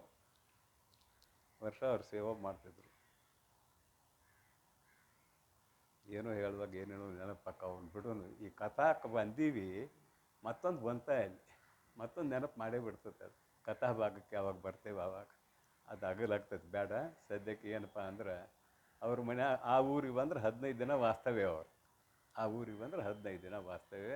ಅದೇ ಆ ಶ್ರೀಮಂತನ ಮನೆಯಲ್ಲಿ ಇರ್ತಿದ್ರು. ಅವರೆಲ್ಲರೂ ಆಪ್ತ ಅಂಗಸ್ಥಾನ ಸದ್ಭಾವಾದಿ ಸೇವಾ ಮಾಡೋರು. ಆದರೆ ಶ್ರೀಮಂತಗೊಂದು ಸಲ ಬಂತು, ಇವರು ನಮ್ಮ ಹಾಗೆ ಉಣ್ತಾರೆ, ನಮ್ಮ ಹಾಗೆ ಮಲಗ್ತಾರೆ, ನಮ್ಮ ಹಾಗೆ ಹೇಳ್ತಾರೆ, ಇವರಿಗೆ ನಮಗೆ ಏನು ವ್ಯತ್ಯಾಸ? ಈ ಸಂಶಯ ಒಳಗೆ ಹೋಗ್ತಿದ್ದು ಬಹಳ ದಿನ ಒಡನಾಟ, ಒಂದು ವರ್ಷದ್ದಲ್ಲ ನಾ ಹೇಳೋದು. ಸಂಶಯ ಒಳಗೆ ಹೊಕ್ಕ ಮೇಲೆ ಒಂದಿನ ಅದು ಸಂಶಯ, ಅದು ತಲೆ ಕಡಿತಿತ್ತು. ಅದು ಕೇಳೇ ಬಿಟ್ಟ, ಅಪ್ಪ ನನಗೊಂದು ಸಂಶಯ ಬಂದದ್ರಿ. ಏನು ಸಂಶಯನೋ ಅಂದ್ರೆ ಅವರು, ಏನಿಲ್ಲರಿಪ್ಪ, ಮತ್ತು ನೀವು ನಮ್ಮ ಹಾಗೆ ಊಟ ಮಾಡ್ತೀರಿ, ನಮ್ಮ ಹಾಗೆ ಮಲಗ್ತೀರಿ, ನಮ್ಮ ಹಾಗೆ ಹೇಳ್ತೀರಿ, ನಿಮಗೆ ಏನು ವ್ಯತ್ಯಾಸ ಅಂತ ಸಂಶಯ ಬಂದತ್ರಿಪ್ಪ ಅಂದು. ಆಯ್ತಪ್ಪ, ಅದಕ್ಕೆ ಉತ್ತರ ಸಮಯ ಒದ್ದಾಗ ಹೇಳ್ತೀನಿ, ಈಗೇನು ಹೇಳೋದಿಲ್ಲ ಅಂದರು. ಬಂದು 8 ದಿನ ಆಗಿತ್ತು. ಮತ್ತೊಂದು 4 ದಿನ ಹೋಯಿತು. ಇನ್ನೂ 15 ದಿನ ಅಲ್ಲ ಸುದ್ದಿ. ಮತ್ತೊಂದು 4 ದಿನ ಹೋಗಿತ್ತು, 12 ದಿನ ಆಯಿತು. ಅದು ನಾ ಹೇಳೋದು ಹಳ್ಳಿ ಕತೆ ರೀ, ಇಂದಿನಂಗಾಗಿದೆ ಇಂದಿನ ಹಾಗೆ ಮನ್ಯಾಗ ಲ್ಯಾಬೇಟ್ರಿ ಇತ್ತು, ಅದಿತ್ತು ಇದಿತ್ತು ಅಂದಿಗಿಂದರೆ ಹಾಗೆಲ್ಲ ಬಹಿರ್ಭೂಮಿಗೆ ಹೋಗುವಂಥ ಕಾಲ. ದಿನಾಲು ಬಹಿರ್ಭೂಮಿಗೆ ತಂಬಿಗೆ ತುಂಬ್ಕೊಂಡು ಅವ್ರನ್ನ ಕರ್ಕೊಂಡು ಹೋಗ್ತಿದ್ದೆ, ಇಬ್ಬರು ಗುರುಗಳನ್ನು. 12 ದಿನ ಆಗಿತ್ತು. ಗುರುಗಳದ್ದು ಏನು ಆಸ್ತಿ ಅಂತ ಕೇಳಿದರೆ, ಅಂಬಲಿ ಕಂಬಳಿ ನಮ್ಮ ಆಸ್ತಿ, ಮಿಕ್ಕಿದ್ದೆಲ್ಲ ಜಾಸ್ತಿ. ಇಂಥವ್ರವರು ಗುರುಗಳು. ಅಂಬಳಿ ಕಂಬಳಿ. ನಮ್ಮ ಪೂರ್ಣಾನಂದ ಅಪ್ಪಗಳು ಸುದ್ದಿ ಹೇಳ್ತೇನೆ ಇದನ್ನು. ನಮ್ಮ ಪೂರ್ಣಾನಂದ ಅಪ್ಪಗಳು 2 ಕಂಬಳಿ ಅವ್ರ ಜೀವನದಾಗ. ಕಂಬಳಿಯನ್ನು ಹೊಚ್ಕೊಳ್ಳೋದು, ಕಂಬಳಿಯನ್ನು ಹಾಸೋದು, ಬೇರೆ ಬಟ್ಟೆ ಇಲ್ಲ. ಕೌಪಿನೊಂದು ಅಷ್ಟೇ. ಯಾವ ಊರಿಗೆ ಹೋದರೂ ಅಷ್ಟೇ ಆಸ್ತಿ ಅವ್ರದ್ದು. ಇವ್ರದ್ದು ಹಾಗೆ. ಈಗ ನಾ ಹೇಳೋರ ಕತೆ, 2 ಕಂಬಳಿ, ಒಂದು ಹೊಚ್ಕೊಂಡಿದ್ರು, ಒಂದು ಉಟ್ಕೊಂಡಿದ್ರು. ಇವತ್ತು ದಿನಾಲು ಉಟ್ಕೊಡೋದಿಲ್ಲ, ಮತ್ತು ಕೆಳಗೊಂದು ಉಟ್ಕೊಡೋದು, ಒಂದು ಹೊಚ್ಕೊಡೋದು, ಹೆಂಗಿತ್ತು. 12 ದಿನ ಆಯಿತು. ದಿನಾಲು ಒಂದು ಜಾಗಕ್ಕೆ ಹೋಗ್ತಿದ್ರು, ಬಹಿರ್ಭೂಮಿಗೆ. ಮುಂದೆ ಹೋಗ್ತಾ ಆ ಜಾಗ ದಾಟಿ ಹೊಂಟ್ರಿ. ಇವತ್ತು ಯಾಕಪ್ಪ ಇವತ್ತು ಅಪ್ಪಗಳು ಜಾಗ ದಾಟಿರಲ್ಲ ಏನು ಅಂತ ನಿಮಗೆ ಸಮಸ್ಯೆ ಬಂತು. ಕೇಳೋಕ್ಕಾಗೋದಿಲ್ಲ. ಇನ್ನೊಟ್ಟು ಹೋದ್ರೆ ಅಂತ. ಏನ್ರಿಪ್ಪ ಯಾಕೋ ದಿನಾಲು ಹೋಗೋ ಜಾಗಕ್ಕೆ ಬರ್ತಿದ್ರಿ, ಯಾಕೆ ದಾಟಿದ್ರಿ ಅಂತ. ನಾವು ಹೆಂಗೆ ಹೋಗೋರಪ್ಪ ಅಂದರು. ಅಪ್ಪ ಹಂಗಾರೆ ನನಗೆ ಬರೋಕೆ ಆಗೋದಿಲ್ಲ ಅಂದ. ಇದು ನೋಡಿ ನನಗೆ ವ್ಯತ್ಯಾಸ ಅಂತ. ನಿನಗೆ ಹಗ್ಗ ಹಚ್ಚಿಬಿಟ್ಟಾರೆ ಅಲ್ಲಿ, ನನಗೆ ಯಾರೂ ಹಗ್ಗ ಹಚ್ಚಿಲ್ಲ. ನಾವು ಹಿಂಗೆ ಹೋಗೋ ಕತೆ ಗೊತ್ತಾಯ್ತಾ? ಸಂಸಾರ ಬಂಧ, ಅದನ್ನು ಹೇಳಕತ್ತೆ ನಾ, ಮತ್ತೇನಿಲ್ಲ. ಸಂಸಾರ ಅನ್ನೋದು ಬಂಧ, ಕಟ್ಟಿ ಹಾಕ್ತದೆ ಅನ್ನುವುದನ್ನು ಇಲ್ಲಿ ತಿಳ್ಕೊಳ್ರಿ. ಶರೀರದಿಂದ ಕರ್ಮ ಮಾಡಿದ್ರೆ ಇನ್ನಷ್ಟು ದುಃಖವೇ ಹೆಚ್ಚಾದೀತಲ್ಲೇ ಸುಖ ಎಲ್ಲಿ ಆಗ್ತದೆ ಅಂತ ಬರೆದ್ದಾರೆ. ಇದು ನುಡಿ ಮುಗಿಸ್ಬಿಡ್ತೇನೆ. ಒಡಲಿಂದ ಕರ್ಮವನು ಎಡೆಬಿಡದೆ ಎಸಗಲ್ಕೆ. ಶರೀರದಿಂದ ಕರ್ಮವನು ಯಜ್ಞಯಾಗ ಕರ್ಮ ಆಗಲಿ, ವ್ಯಾವಹಾರಿಕ ಕರ್ಮ ಆಗಲಿ, ನಿತ್ಯ ನಿರಂತರವಾಗಿ ಮಾಡ್ತಾ ಹೋದರೆ ಎಸಗಲ್ಕೆ ಕೆಡಲರಿಯದು ಬಂಧವು.